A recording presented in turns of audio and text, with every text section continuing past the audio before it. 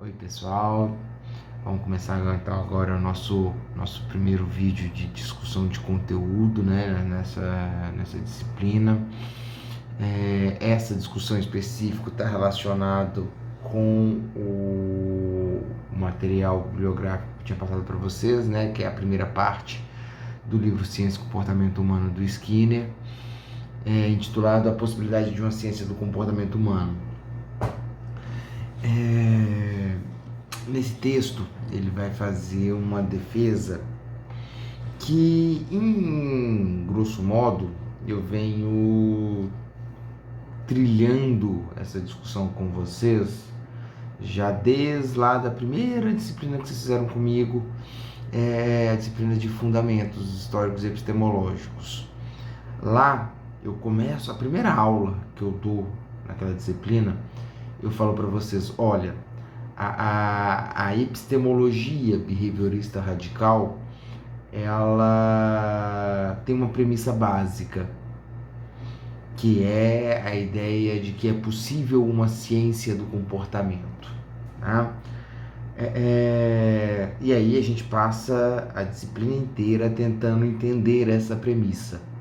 O que vem a ser ciência, que tipo de ciência eu estou falando, que é possível ser aplicado ao comportamento, e o que eu estou chamando de comportamento, porque também tem múltiplas formas de entender e definir o conceito de comportamento.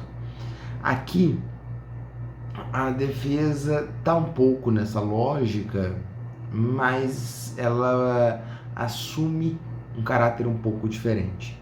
Aqui, a defesa da possibilidade de uma ciência do comportamento difere daquela que a gente fez lá no início, porque a primeira estava tentando argumentar a possibilidade de se pensar o comportamento a partir de uma base científica.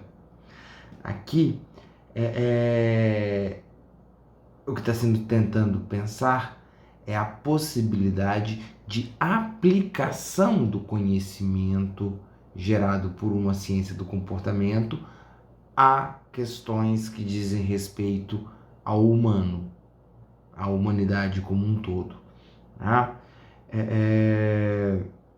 O texto começa com... Antes de eu falar do que como o texto começa, o Skinner,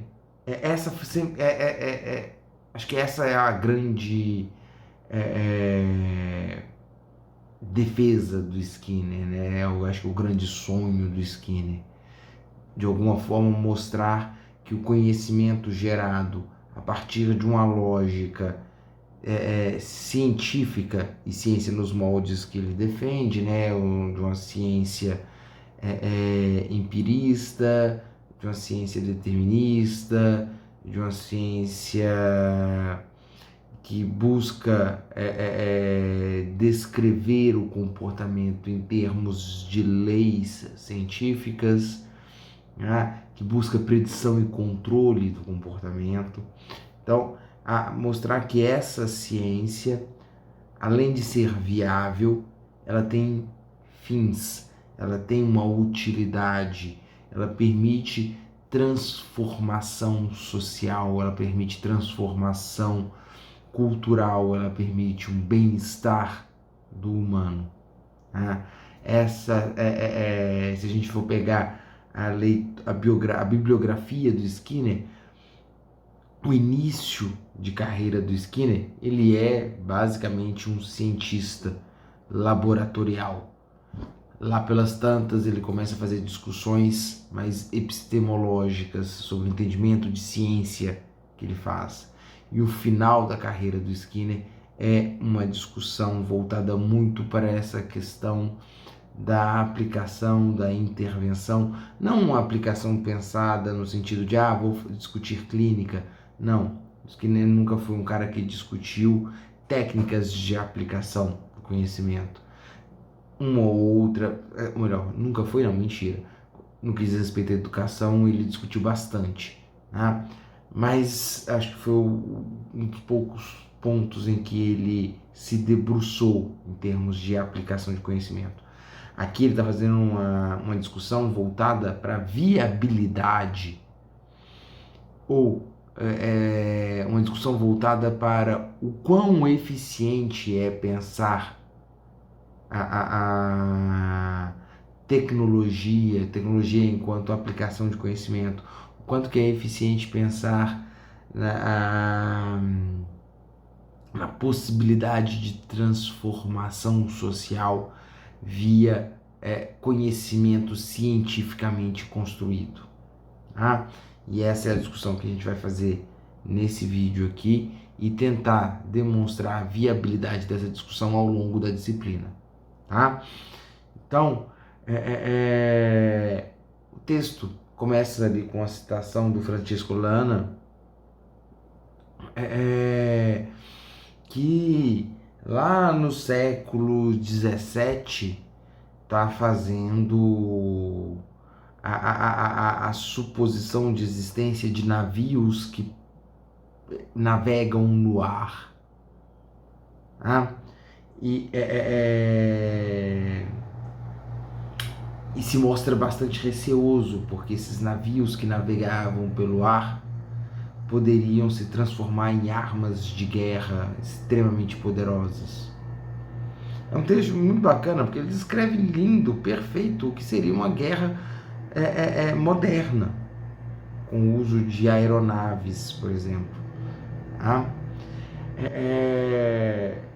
E o Skinner fala, olha, infelizmente, os receios do Francesco Lana se confirmaram.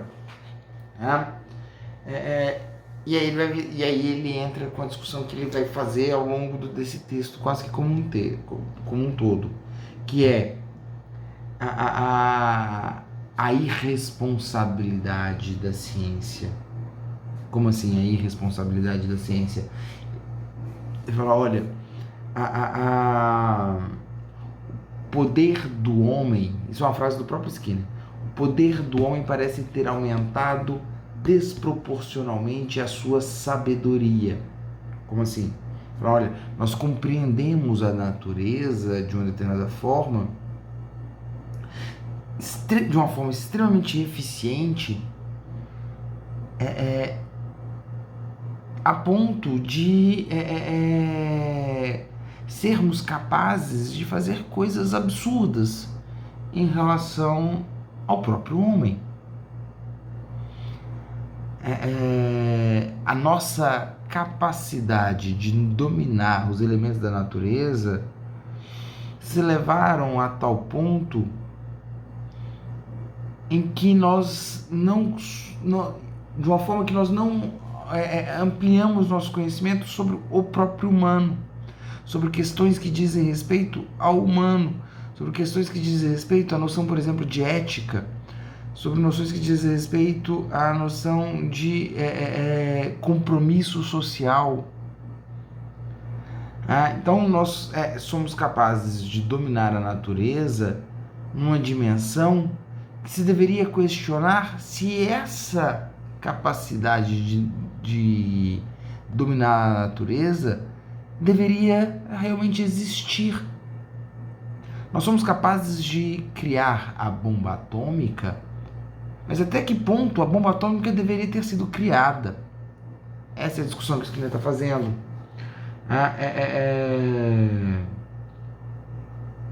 Nós compreendemos extremamente bem a natureza, ou seja, nós temos condições de fazer algo em relação ao mundo, mas nunca pareceu tão difícil fazer algo em relação ao mundo. E isso é algo benéfico. E nós estamos vivendo um momento em que isso fica muito claro. Tá?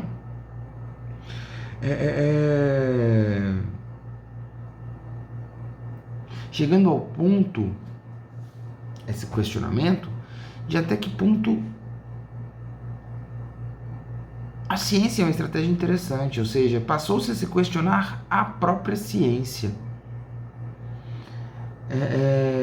Qual o uso do conhecimento científico?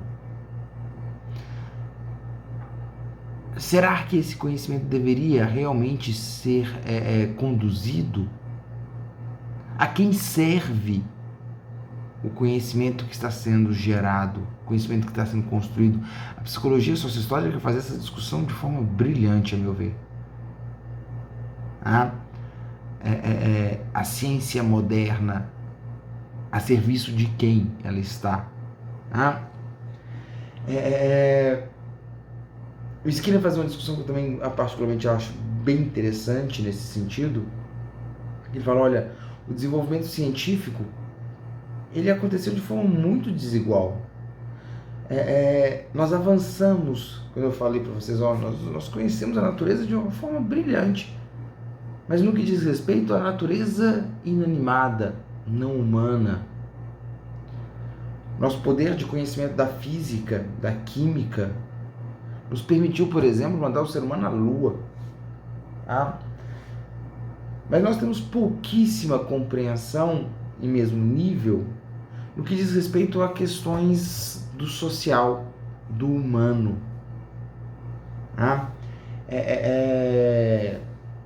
Nós compreendemos, nós criamos formas extremamente eficientes, por exemplo, de produção agrícola, fazendo com que a gente tenha uma produção de alimentos em nível que nunca foi experienciado na história da humanidade.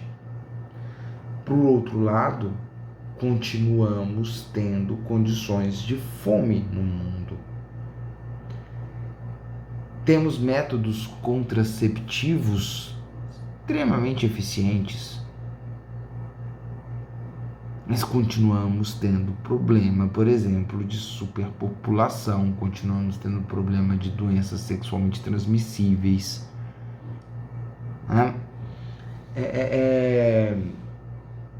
Ou seja, compreendemos a natureza, não compreendemos no mesmo grau a natureza humana. O Skinner ele tem um livro que eu gosto muito que chama O Mito da Liberdade. Se vocês tiverem a oportunidade de ler um livro do Skinner, leiam esse. Para mim, se eu tivesse que indicar um único livro do Skinner para ser lido por alguém não analista do comportamento, seria O Mito da Liberdade. Eu acho que é o livro de maior relevância social do Skinner. Não é o texto mais importante dele em termos de construção do que vem a ser o behaviorismo radical, mas é sim o texto mais importante do Skinner em termos de impacto, de proposição social. Então, se tiverem oportunidade, leiam, vale muito a pena, é um texto fantástico. Em alguns momentos chato, porque o Skinner é um cara chato. Mas beleza. Nesse livro, ele começa falando exatamente isso. O argumento dele é exatamente esse. Falando, olha, criamos métodos contraceptivos fantásticos, mas não compreendemos como as pessoas precisam... o que leva uma pessoa a ser capaz a aprender a usar esses métodos contraceptivos. Temos mecanismos para a produção de alimento que teoricamente não era para ninguém passar fome no planeta, mas não compreendemos as formas que impedem o indivíduo de ter acesso ao alimento.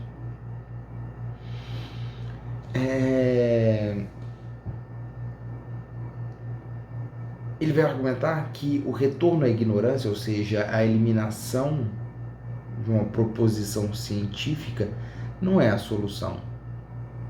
Tem um romancista de ficção científica que eu gosto muito, que é o Isaac Asimov, que ele fala uma coisa muito parecida. Ele tem uma frasezinha bonitinha que ele fala: o conhecimento pode trazer problemas, mas não é sendo ignorante que nós vamos solucioná-lo.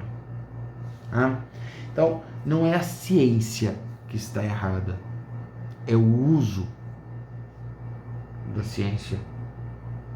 Não é possível, isso ele fala, o Skinner fala no Meio da Liberdade também, não é possível que seja mais fácil mandar o ser humano à Lua do que elaborar um método didático eficiente. mas nós conseguimos mandar o ser humano à Lua e até hoje não conseguimos formular um método didático eficiente. Por quê?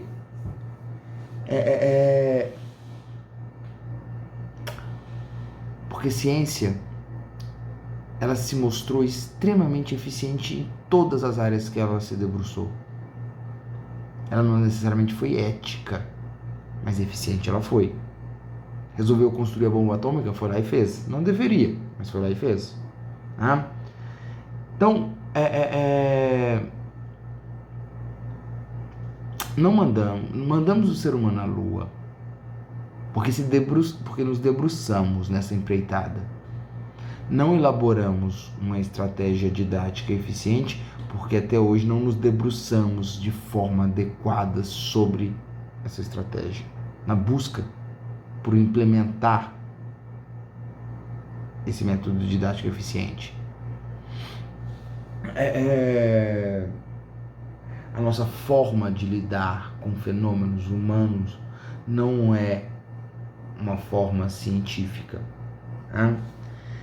E a gente precisa elevar o grau de conhecimento sobre assuntos humanos ao mesmo nível que nós elevamos, que nós atingimos o nosso conhecimento sobre assuntos que dizem respeito à natureza inanimada. Ter a possibilidade de compreender o comportamento humano da mesma forma que nós compreendemos, movimento mecânico, da mesma forma que nós compreendemos interação química entre elementos.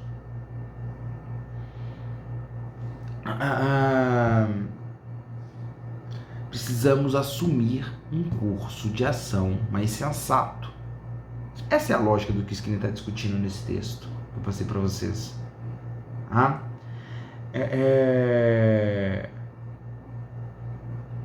Existe toda uma preocupação com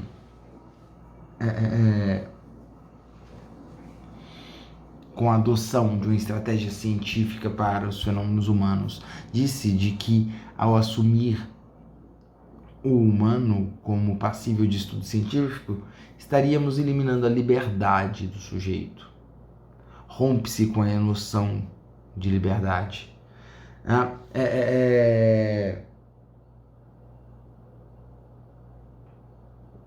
Nesse sentido, o Skinner vai argumentar que,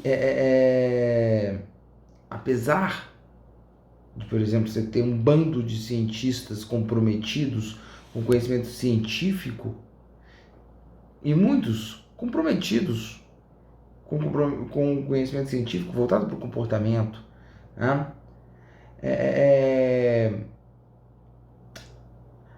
as implicações da adoção de um modo científico não são plenamente aceitos.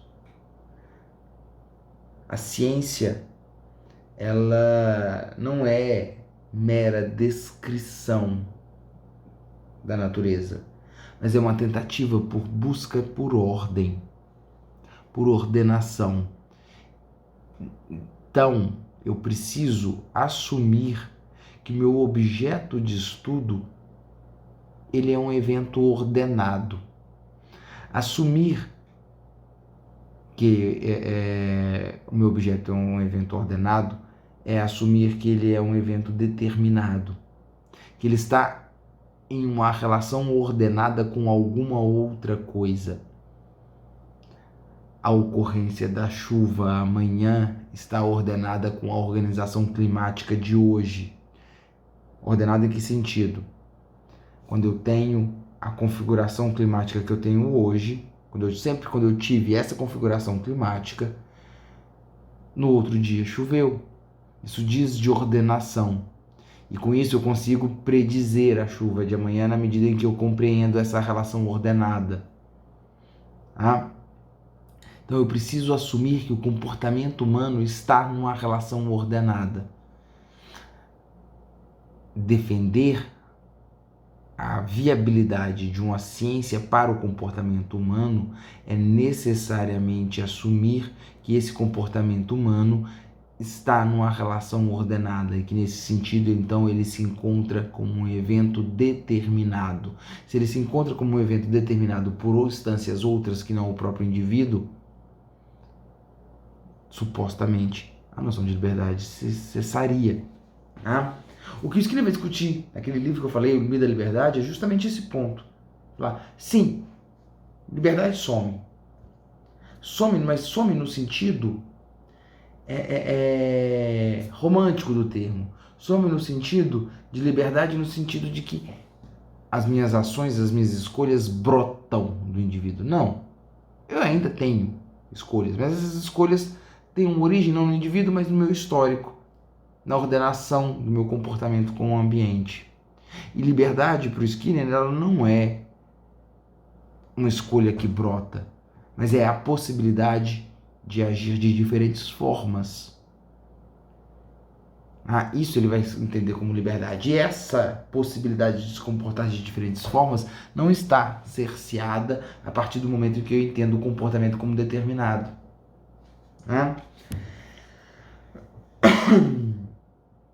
Então, apenas a partir do momento em que eu assumir que o comportamento é ordenado, ou seja, que ele é passível de predição e controle, é que eu posso afirmar que a psicologia se configura como ciência, por exemplo.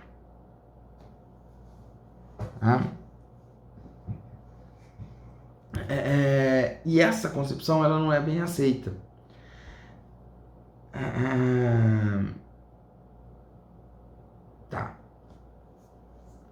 A nossa prática ela deveria ser guiada. A forma como as pessoas entendem é que essa nossa prática deveria ser guiada por alguma outra coisa. Uma lógica, não que a ciência, mas pela moral. Entendo sim que elementos morais devem compor a regulação do meu entendimento de comportamento. Mas isso não quer dizer que essa própria moral também seja uma instância determinada. Tanto é que aquilo que se entende como moral se altera de momentos para momentos dentro da história.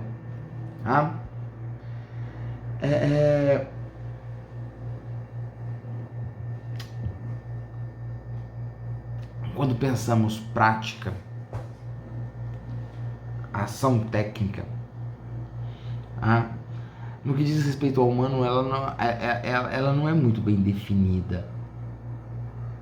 Porque eu tenho formas de agir assumindo determinação, mas ao mesmo tempo assumindo liberdade de ação, espontaneidade e determinação ao mesmo tempo. Nós vivemos um momento de transição entre essas duas coisas, mas que ainda as duas coisas convivem. Eu aceito uma parcela seja do comportamento, seja do meu comportamento, seja do comportamento dos outros, como determinado em alguma medida, mas ao mesmo tempo como sujeito livre. Então eu prendo alguém porque ele é culpado e merece ser responsabilizado e por isso penalizado. Estou assumindo liberdade. Eu prendo alguém por isso, por um crime que cometeu, por exemplo. Então, ao prendê-lo, eu estou assumindo que ele é responsável pelos seus atos e por isso ele merece uma pena. Ao mesmo tempo, eu estou assumindo que ao penalizá-lo, ele não vai voltar a fazer isso novamente. Então eu estou assumindo que essa pena é um evento determinista sobre a ação futura desse indivíduo. Então temos uma postura tanto de assumir liberdade quanto de assumir determinação. Não faz sentido. O problema é que ao não fazer sentido a minha concepção de indivíduo, automaticamente a minha prática também não faz sentido, porque ela é respaldada por essa minha concepção conflituosa. Então precisamos de uma unidade de entendimento, e o Skinner vai falar, essa unidade precisa levar em consideração conhecimento científico.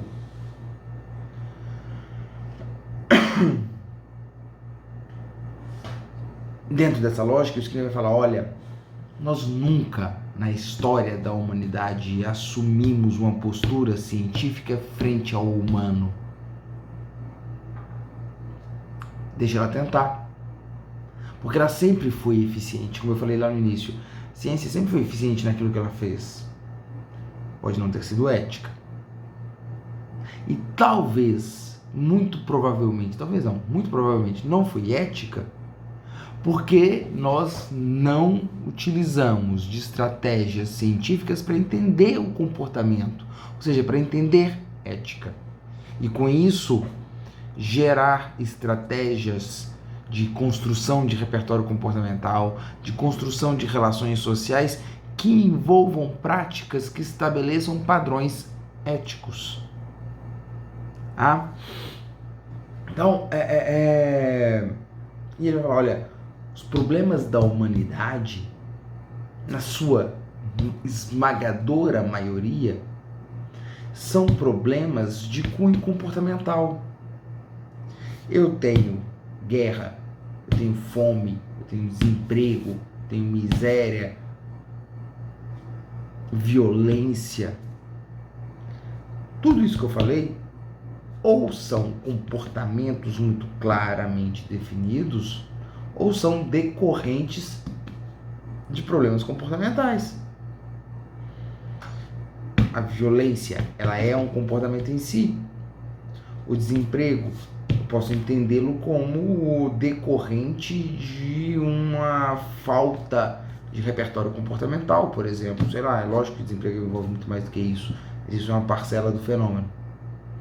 Então, esses os grandes problemas sociais da humanidade dizem respeito a comportamento. Então, precisamos olhar para esse comportamento com um olhar muito mais cuidadoso. E esse olhar cuidadoso que vai permitir, de novo, predição e controle, é um olhar científico. Tá?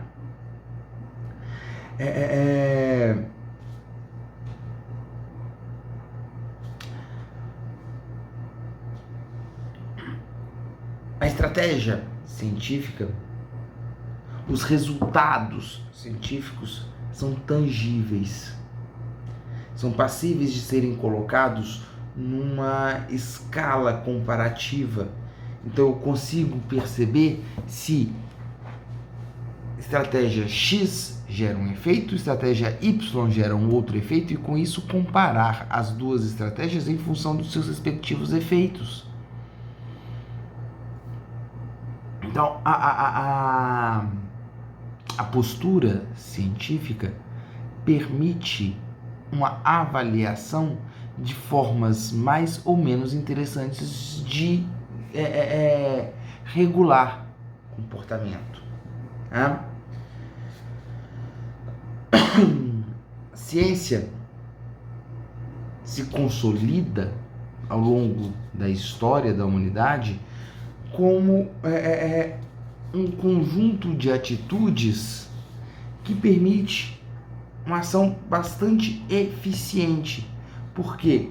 Porque você tem ali, por exemplo, a construção de um conhecimento que não está alinhado, por exemplo, com a noção de autoridade. Um conhecimento não é verdadeiro porque fulano falou, mas porque os dados demonstram que ao fazer X eu tenho Y efeito. Então a relação entre X e Y é uma verdade empírica, não uma verdade autoritária, no sentido de que sou eu que estou dizendo. Não que cientistas sejam pessoas mais honestas do que as pessoas do mundo, mas a organização social da ciência, ela coloca um valor muito alto para a honestidade científica. Relatar acuradamente meu dado é provavelmente um dos comportamentos com maior probabilidade de reforçamento por parte da comunidade científica. Se eu relato inacuradamente, muito provavelmente outros cientistas vão refazer o meu estudo e vão virar e falar: o que o Lucas falou está errado. Ele cometeu algum erro metodológico, analítico, e por isso aquilo que ele falou deve ser desconsiderado. Essa estratégia aumenta a chance de eu fazer um relato cada vez mais acurado daquilo que eu estou fazendo. Tá? A ciência tem, ao longo da sua história, demonstrado que é mais interessante não ser capaz de responder a uma pergunta do que responder apressadamente. A lógica aí do Covid com a busca por formas de tratamento tem mostrado isso. Tá? As pessoas estão desesperadas querendo uma vacina, querendo um medicamento que ajude a combater a Covid, e o tempo da ciência não é o mesmo tempo do desespero nosso, não é o mesmo tempo da exigência social. A ciência já se convenceu que é melhor não apressar a resposta e que é preferível esperar para se ter uma resposta confiável.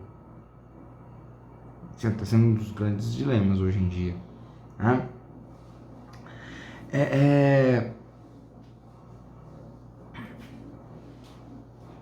Então, o que o Skinner está fazendo aqui?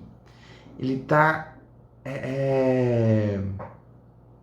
tentando mostrar que as características que compõem a forma de construção do conhecimento científico são características que permitem com que esse conhecimento seja um conhecimento confiável. O que quer dizer confiável? Replicável. Se eu fizer aquilo que se eu ter uma ação que for guiada por um dado conhecimento científico, é provável que eu encontre o mesmo efeito descrito pelo conhecimento científico. Isso diz de replicação. Porque a ciência busca ordenação, pelo que eu já tinha falado, busca a identificação de relações ordenadas. E com isso, confiabilidade, replicabilidade. Tá?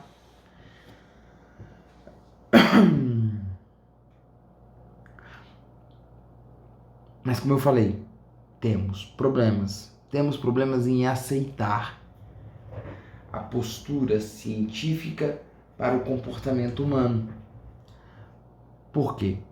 Porque a nossa forma de pensar, o ser humano, não se encaixa na lógica científica.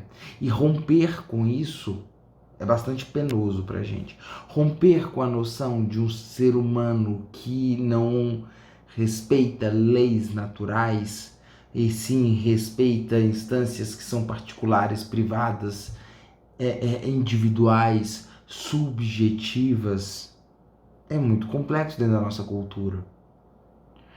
Nós nascemos com a ideia de que o ser humano é livre, independente, que o ser humano faz suas escolhas, que ele é um ser responsável, que ele conhece o bem e o mal.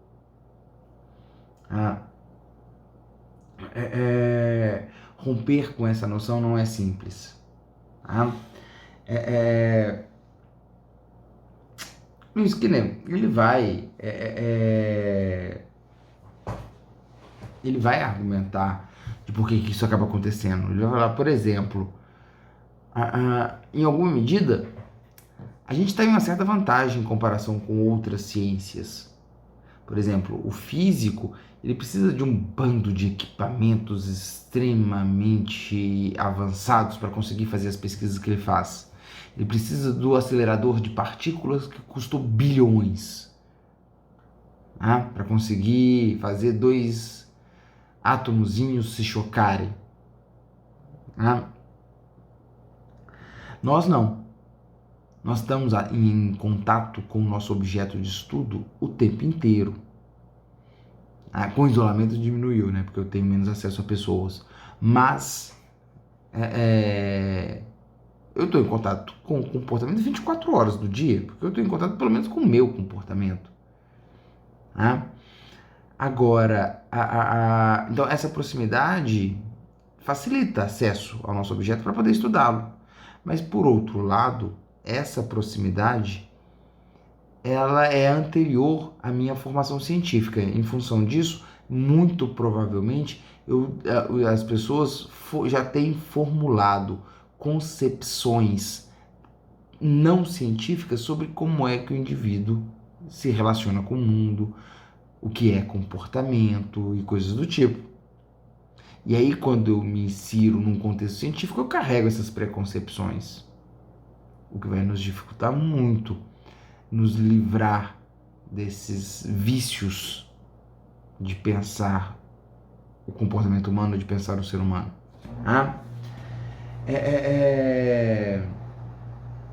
Então, o comportamento é um evento difícil de ser trabalhado por essa proximidade, porque eu não consigo congelá-lo como um anatomista faz para estudar o corpo humano. Tá? O comportamento ele é um processo, tá? Não é uma coisa. É igual a evolução. Por isso que a evolução é tão complexa de aceitar, porque ela é um processo, ela não é uma coisa. Então estudá-la e compreendê-la não é simples. Tá?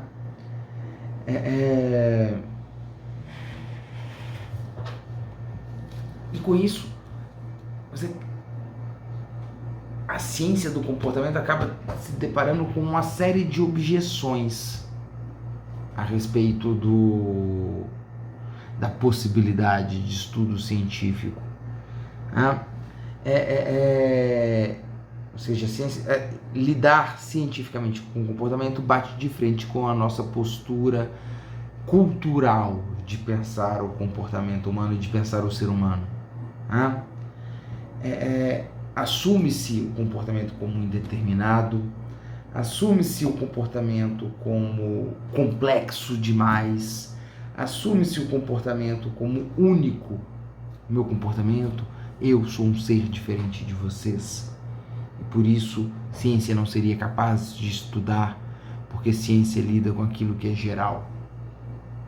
Os que nem vai virar e falar o seguinte: galera, desculpa, mas vocês não entenderam lufas do que é fazer ciência. O comportamento humano era complexo demais?